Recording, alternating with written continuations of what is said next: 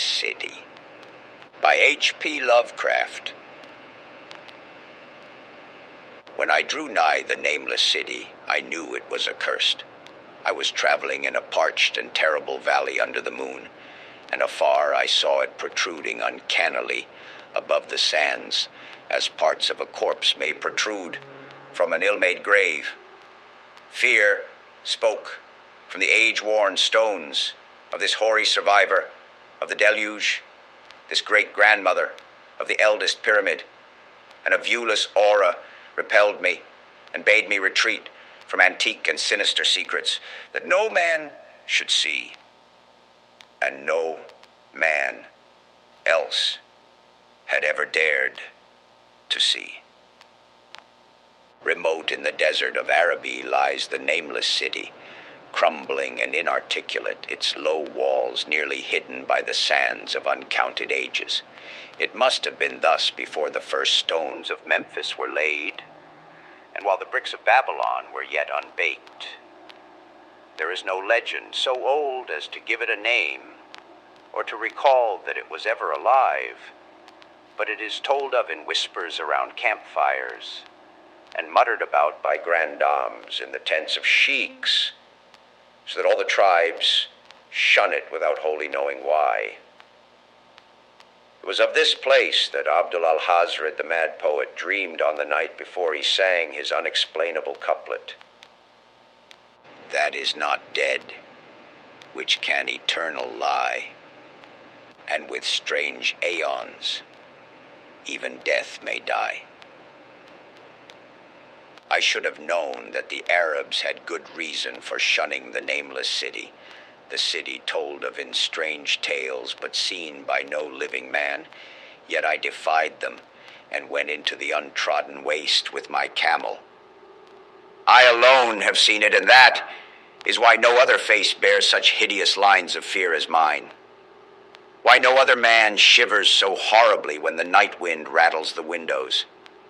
When I came upon it in the ghastly stillness of unending sleep, it looked at me, chilly from the rays of a cold moon amidst the desert's heat. And as I returned its look, I forgot my triumph at finding it, and stopped still with my camel to wait for the dawn. For hours I waited, till the east grew gray and the stars faded, and the gray turned to rosal light edged with gold. I heard a moaning and saw a storm of sand stirring among the antique stones, though the sky was clear and the vast reaches of the desert still. Then suddenly above the desert's far rim came the blazing edge of the sun, seen through the tiny sandstorm which was passing away. And in my fevered state, I fancied that from some remote depth there came a crash of musical metal to hail the fiery disk, as Memnon hails it from the banks of the Nile. My ears rang and my imagination seethed as I led my camel slowly across the sand to that unvocal stone place, that place too old for Egypt and Meroe to remember. That place which I alone of living men had seen. In and out amongst the shapeless foundations of houses and palaces I wandered, finding never a carving or inscription to tell of those men, if men they were, who built the city and dwelt therein so long ago.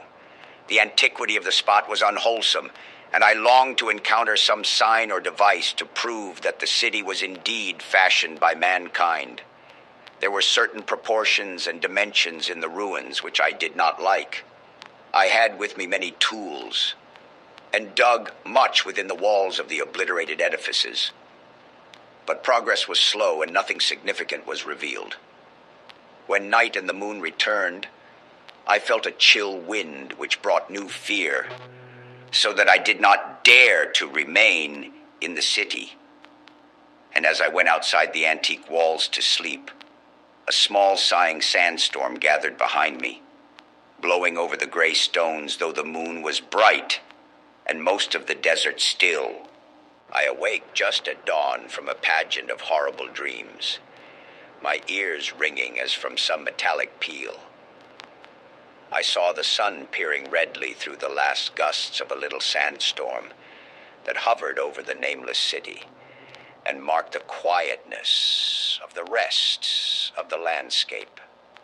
Once more I ventured within those brooding ruins that swelled beneath the sand like an ogre under a coverlet, and again dug vainly for relics of the forgotten race. At noon I rested, and in the afternoon I spent much time tracing the walls and the bygone streets and the outlines of the nearly vanished buildings. I saw that the city had been mighty indeed, and wondered at the sources of its greatness.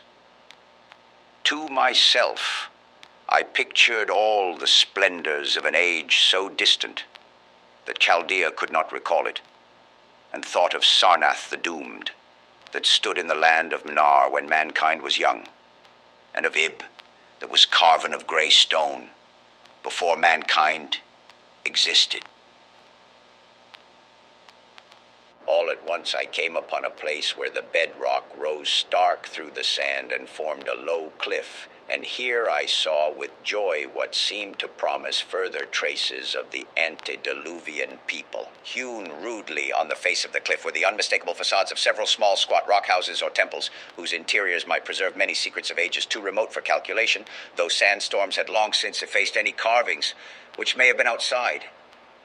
Very low and sand-choked were all of the dark apertures near me, but I cleared one with my spade and crawled through it, carrying a torch to reveal whatever mysteries it might hold. When I was inside, I saw that the cavern was indeed a temple, and beheld plain signs of the race that had lived and worshipped before the desert was a desert. Primitive altars, pillars, and niches, all curiously low, were not absent, and though I saw no sculptures nor frescoes, there were many singular stones clearly shaped into symbols by artificial means. The lowness of the chiseled chamber was very strange, for I could hardly more than kneel upright, but the area was so great that my torch shewed only part at a time. I shuddered oddly in some of the far corners, for certain altars and stones suggested forgotten rites of terrible, revolting, and inexplicable nature, and made me wonder what manner of men could have made him frequented such a temple. When I had seen all that the place contained, I crawled out again, avid to find what the other temples might yield. Night had now approached, yet the tangible things I had seen made curiosity stronger than fear, so that I did not flee from the long moon-cast shadows that had daunted me when first I saw the Nameless City. In the twilight I cleared another aperture, and with a new torch crawled into it, finding more vague stones and symbols, though nothing more definite than the other temple had contained. The room was just as low, but much less broad, ending in a very narrow passage, crowded with obscure and cryptical shrines. About these shrines I was prying, when the noise of a wind and of my camel outside broke through the stillness and drew me forth to see what could have frightened the beast. The moon was gleaming vividly over the primeval ruins, lighting a dense cloud of sand that seemed blown by a strong but decreasing wind from some point along the cliff ahead of me. I knew it was this chilly, sandy wind which had disturbed the camel and was about to lead him to a place of better shelter, when I chanced to glance up and saw that there was no wind atop the cliff. This astonished me and made me fearful again, but I immediately recalled the sudden local winds I had seen and heard before at sunrise and sunset, and judged it was a normal thing. I decided that it came from some rock fissure leading to a cave, and watched the troubled sand to trace it to its source, soon perceiving that it came from the black orifice of a temple a long distance south of me, almost out of sight. Against the choking sand cloud, I plodded toward this temple, which as I neared it loomed larger than the rest and showed a doorway far less clogged with caked sand. I would have entered had not the terrific force of the icy wind almost quenched my torch. It poured madly out of the dark door, sighing uncannily as it ruffled the sand and spread about the weird ruins.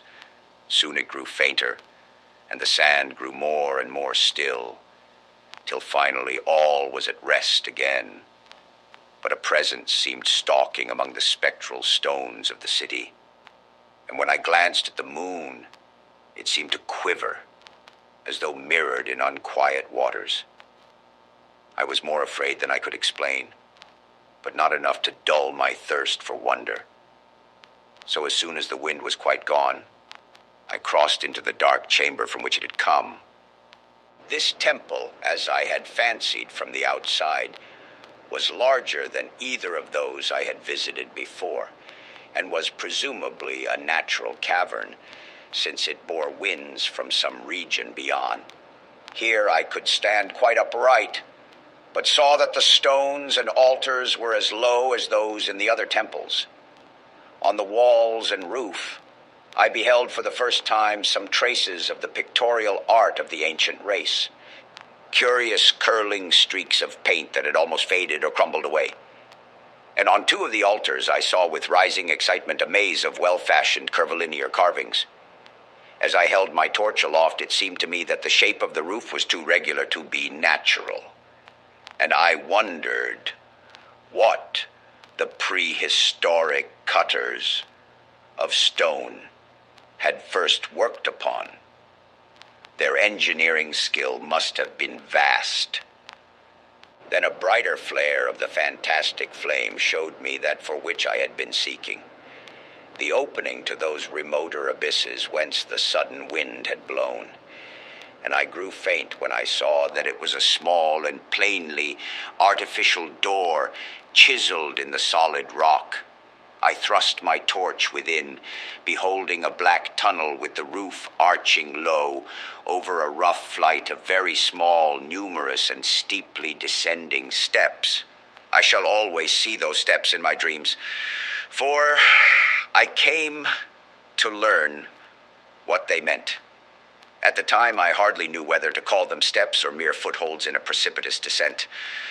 My mind was whirling with mad thoughts, and the words and warnings of Arab prophets seemed to float across the desert from the lands that men know to the nameless city that men dare not know. Yet I hesitated only a moment before advancing through the portal and commencing to climb cautiously down the steep passage, feet first, as though on a ladder. It is only in the terrible phantasms of drugs or delirium that any other man can have had such a descent as mine. The narrow passage led infinitely down like some hideous haunted well, and the torch I held above my head could not light the unknown depths toward which I was crawling. I lost track of the hours and forgot to consult my watch, though I was frightened when I thought of the distance I must be traversing. There were changes of direction and of steepness, and once I came to a long, low, level passage where I had to wriggle feet first along the rocky floor, holding my torch at arm's length beyond my head. The place was not high enough for kneeling. After that were more of the steep steps, and I was still scrambling down interminably when my failing torch died out. I do not think I noticed it at the time, for when I did notice it, I was still holding it high above me as if it were ablaze. I was quite unbalanced, with that instinct for the strange and the unknown, which has made me a wanderer upon earth and a haunter of far, ancient, and forbidden places. In the darkness there flashed before my mind fragments of my cherished treasury of demoniac lore. Sentences from Al-Hazred, the mad Arab, paragraphs from the apocryphal nightmares of Damascus, and infamous lines from the delirious Image du Monde of Gautier de Metz. I repeated queer extracts and muttered of Afrasiab and the demons that floated with him down the Oxus, later chanting over and over again a phrase from one of Lord Dunsany's tales. The unreverberate blackness of the abyss. Once, when the descent grew amazingly steep, I recited something in sing-song from Thomas More until I feared to recite more. A reservoir of darkness black, as witches' cauldrons are when filled with moon drugs in the eclipse distilled,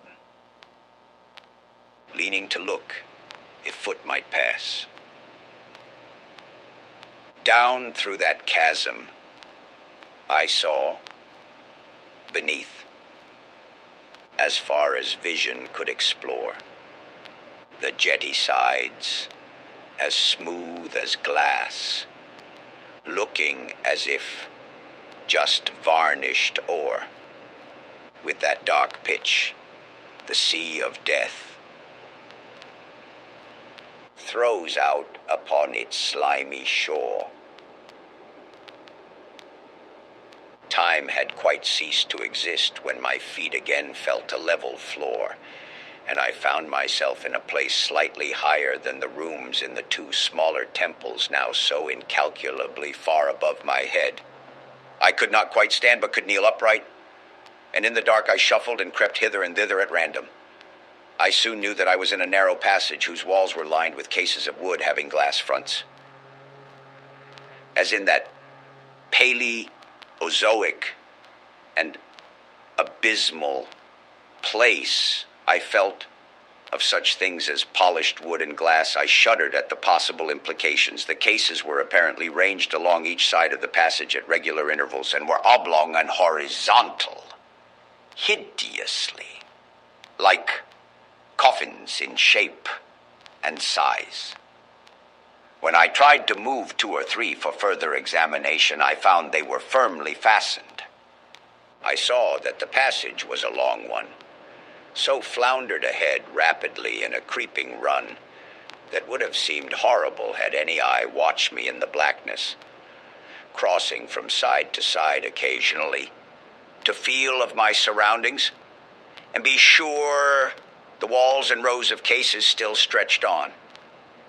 Man is so used to thinking visually that I almost forgot the darkness and pictured the endless corridor of wood and glass in its low-studded monotony, as though I saw it.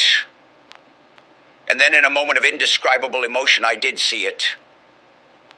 Just when my fancy merged into real sight, I cannot tell, but there came a gradual glow ahead, and all at once I knew that I saw the dim outlines of the corridor and the cases, revealed by some unknown subterranean phosphorescence.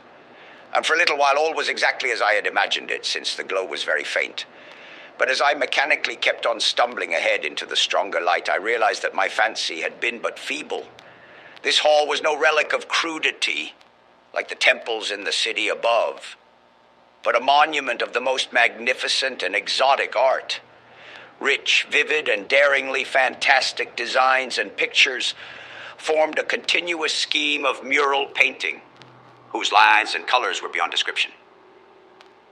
The cases were of a strange golden wood, with fronts of exquisite glass, and contained the mummified forms of creatures outreaching in grotesqueness, the most chaotic dreams of man. To convey any idea of these monstrosities is impossible.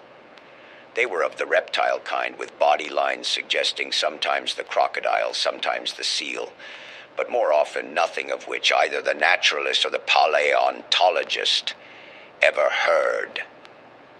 In size, they approximated a small man, and their forelegs bore delicate and evidently flexible feet, curiously like human hands and fingers. But strangest of all were their heads, which presented a contour violating all known biological principles. To nothing can such things be well compared. In one flash, I thought of comparisons as varied as the cat, the bulldog, the mythic satyr, and the human being. Not Jove himself had so colossal and protuberant a forehead, yet the horns and the noselessness and the alligator-like jaw placed the things outside all established categories. I debated for a time on the reality of the mummies, half suspecting they were artificial idols, but soon decided they were indeed some Paleogean species, which had lived when the Nameless City was alive. To crown their grotesqueness, most of them were gorgeously enrobed in the costliest of fabrics, and lavishly laden with ornaments of gold, jewels, and unknown shining metals. The importance of these crawling creatures must have been vast, for they held first place among the wild designs on the frescoed walls and ceiling.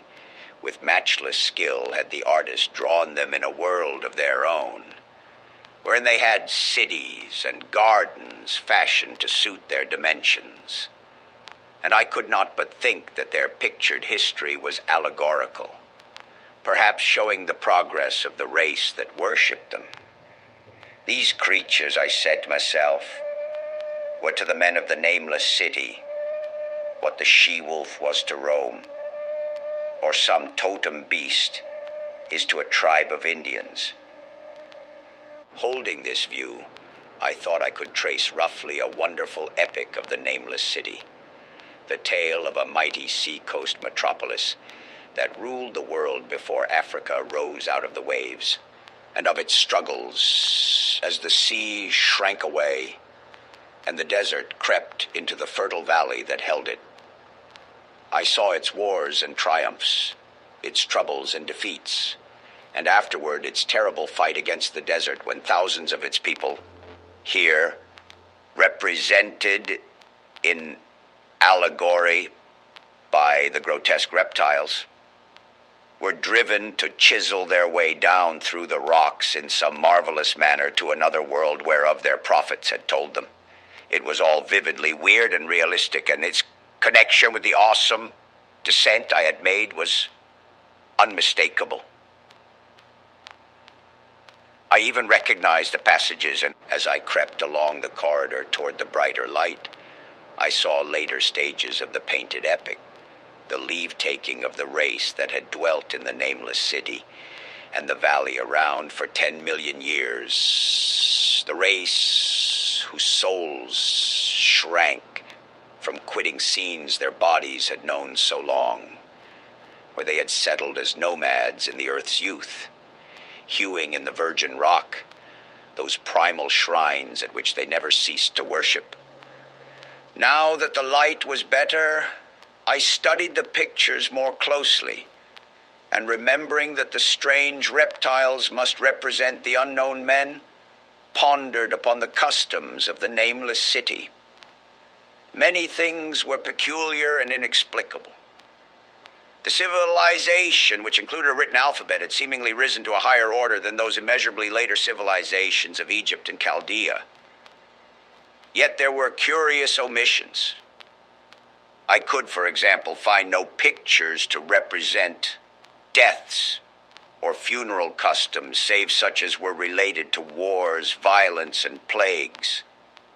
And I wondered at the reticence shown concerning natural death.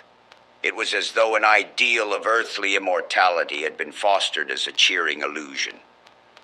Still nearer the end of the passage were painted scenes of the utmost picturesqueness and extravagance, contrasted views of the Nameless City in its desertion and growing ruin, and of the strange new realm or paradise to which the race had hewed its way through the stone. In these views, the city and the desert valley were shown always by moonlight, a golden nimbus hovering over the fallen walls and half revealing the splendid perfection of former times, shown spectrally and elusively by the artist. The paradisal scenes were almost too extravagant to be believed, portraying a hidden world of eternal day, filled with glorious cities and ethereal hills and valleys.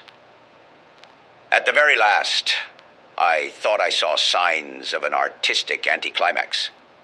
The paintings were less skillful and much more bizarre than even the wildest of the earlier scenes. They seem to record a slow decadence of the ancient psyche, compatible with a growing ferocity toward the outside world from which it was driven by the desert. The forms of the people, always represented by the sacred reptiles, appeared to be gradually wasting away, though their spirit, as shown, hovering about the ruins, by moonlight gained in proportion. Emaciated priests, displayed as reptiles in ornate robes, cursed the upper air and all who breathed it. And one terrible final scene showed a primitive-looking man, perhaps a pioneer of ancient Iram, the city of pillars, torn to pieces by members of the elder race. I remembered how the Arabs fear the Nameless City, and was glad that beyond this place the gray walls and ceiling were bare. As I viewed the pageant of mural history, I had approached very closely the end of the low-ceiled hall, and was aware of a great gate through which came all of the illuminating phosphorescence. Creeping up to it, I cried aloud in transcendent amazement at what lay beyond. For instead of other and brighter chambers, there was only an illimitable void of uniform radiance, such as one might fancy when gazing down from the peak of Mount Everest upon a sea of sunlit mist. Behind me was a passage so cramped that I could not stand upright in it. Before me was an infinity of subterranean effulgence. Reaching down from the passage into the abyss was the head of a steep flight of steps, small, numerous steps like those of the black passages I had traversed. But after a few feet, the glowing vapors concealed everything.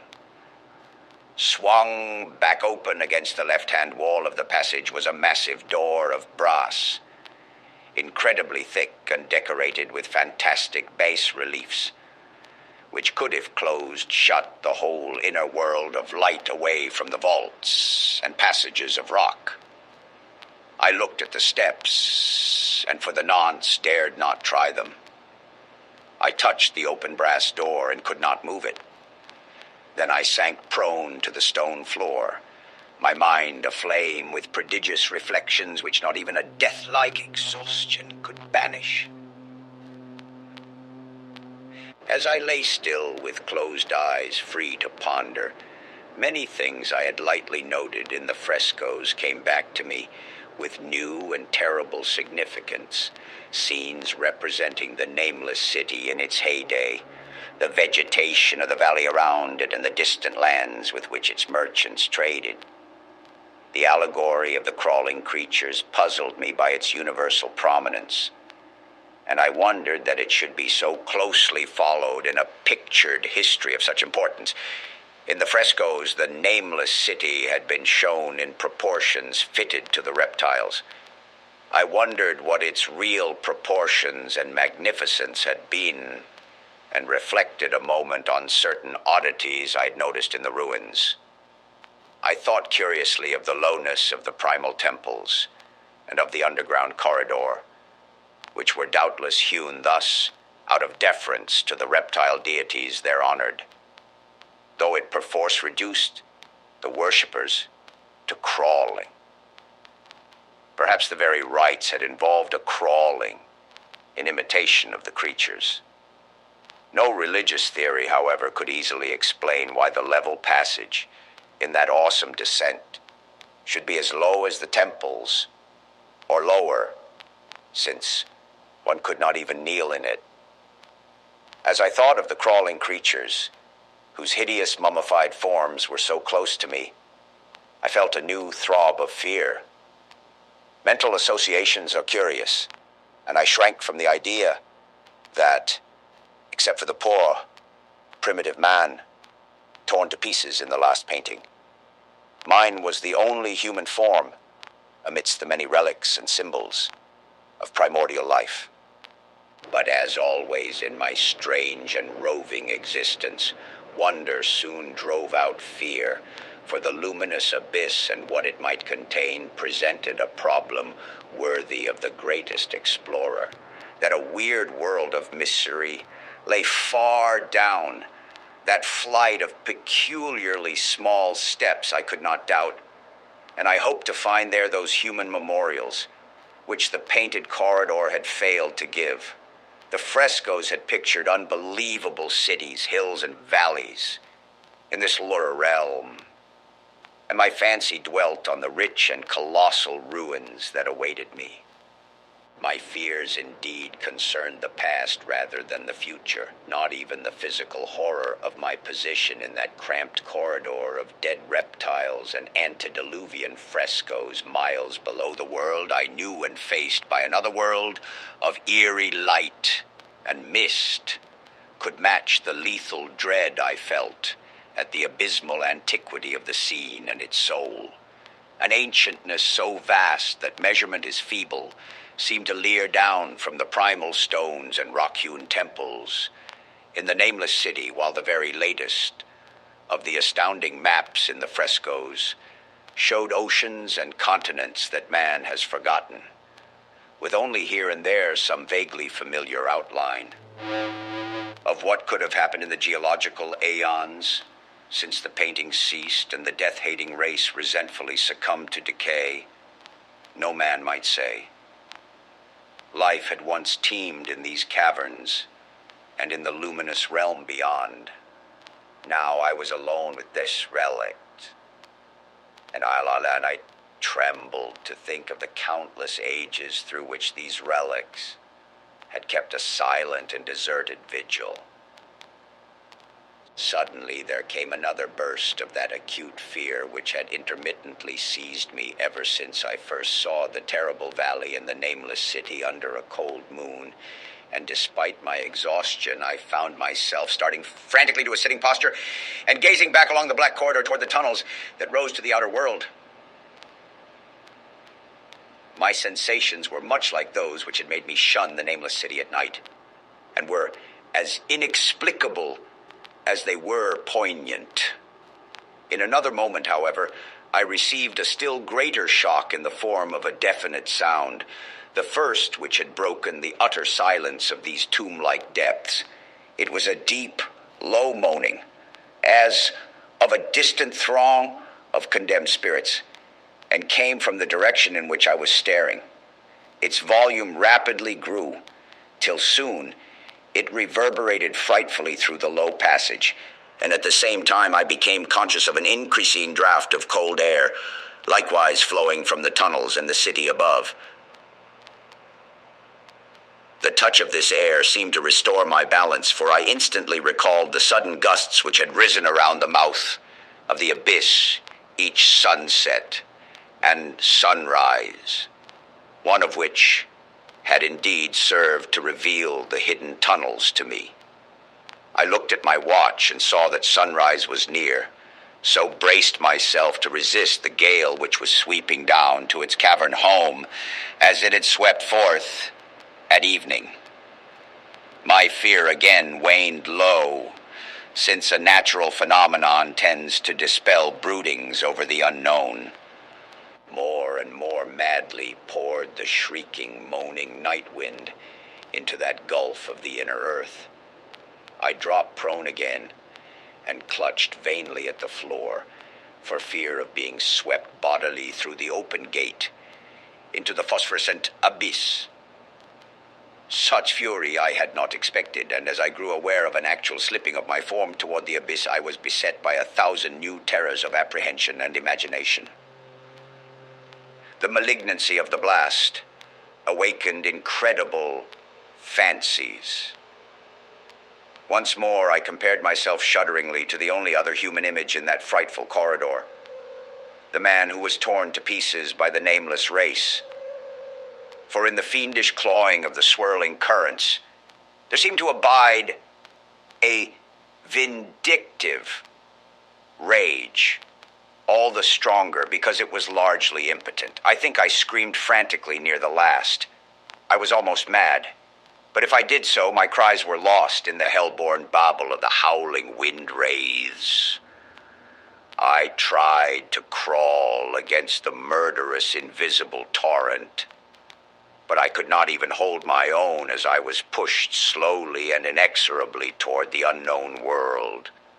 Finally, reason must have wholly snapped, for I fell to babbling over and over that unexplainable couplet of the mad Arab Alhazred, who dreamed of the nameless city that is not dead which can eternal lie, and with strange aeons even death may die. Only the grim, brooding desert gods know what really took place, what indescribable struggles and scrambles in the dark I endured, or what Abaddon guided me back to life, where I must always remember and shiver in the night when television worse claims me.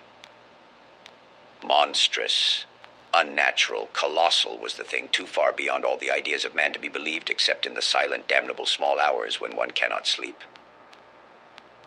I have said that the fury of the rushing blast was infernal, cacodemoniacal, and that its voices were hideous with the pent-up viciousness of desolate eternities. Presently, those voices, while still chaotic before me, seemed to my beating brain to take articulate form behind me, and down there in the grave of unnumbered aeon-dead antiquities, leagues below the dawn-lit world of men, I heard the ghastly cursing and snarling of strange-tongued fiends.